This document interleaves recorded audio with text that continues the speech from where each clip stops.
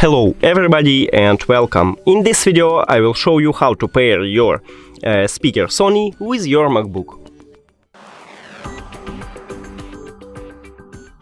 You have to start by click at the Bluetooth icon. Now go to settings.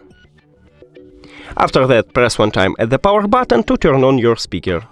And then press and hold power button for at least 3 seconds to enter pairing mode. Bluetooth pairing.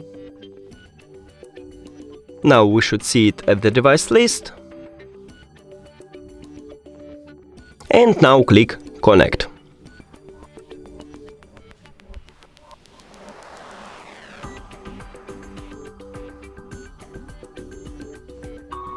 And we did it!